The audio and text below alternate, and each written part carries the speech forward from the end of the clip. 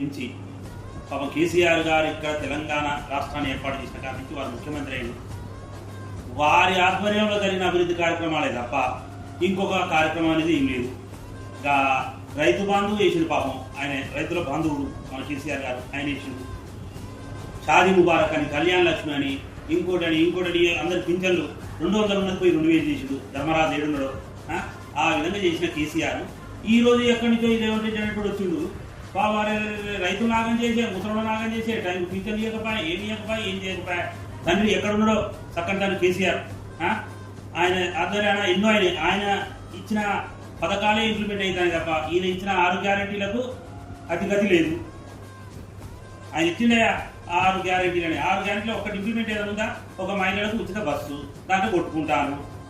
ఆ ఉచిత బస్సు దానికి ఇయ్యంగా మహిళలకు ఇయ్యంగా ఎవరు వద్దంటానులే, అదంటానులే. ఎన్నో ఉన్నాయి పథకాలు, అన్ని పక్కకు నూపిండు. వాళ్ళ పొట్ట కోసం చూసుకుంటారు, పేదల పొట్టలు కొడతారు, వాళ్ళ ఎమ్మెల్యేలు వాళ్ళ మంత్రులు కడుపు నింపుకుంటారు. కదా ఇవాళ మా డోర్నకల్ని చేసే కొరకు పరిస్థితి ఏంది? అధ్వానం. పాపం రెడ్డి నాయక్ గారు ఎక్కడ ఉన్నాడో ఆయన ఆధ్వర్యాన్ని ఎన్నో చేసిండు. మా ఒక్క ఏ తండకు పోయినా, ఎటు పోయినా, ఎక్కడ చూసినా సిటీ రోడ్లు, కార్ఖానం అన్నీ చేసి మాకు ఎంతో డెవలప్ చేసి పాపం ఆయన 53,000 మేకతో ఓడిపోయిందే తప్ప అది ఆయన మీద కోపం కాదు, ఆయన మీద వ్యక్తిగత కక్ష కాదు. ఇక్కడ ఉన్న జనాలకు ఏం లేదు.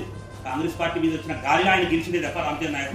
ఇక్కడ మా రెడ్డి నాయక్ గారు తప్పకుండా నేను ఒకటి ఛాలెంజ్ చేస్తాను. స్టిల్ ఇదే రోజు ఎలక్షన్ జరిగితే, ఈ రోజున జరిగితే రెడ్డి నాయక్ గారు 60,000 మెజార్టీతో 100% గెలుస్తాడు. ఆయన ఓడిపోయింది 53,000, 60,000 మెజార్టీతో గెలుస్తాడు. గెలిచి ఈ రాష్ట్రంలో కేసీఆర్ గారి గవర్నమెంట్ మళ్ళీ వస్తుంది. ఆ గవర్నమెంట్లో మంత్రిగా కూడా తప్పకుండా అవుతాడని నేను 100% చెప్తానా. నాతో నీకు ఎవరైనా ఛాలెంజ్ తీసుకునేటంటే రాండి, నీ దేనికంటే దానికి సిద్ధం.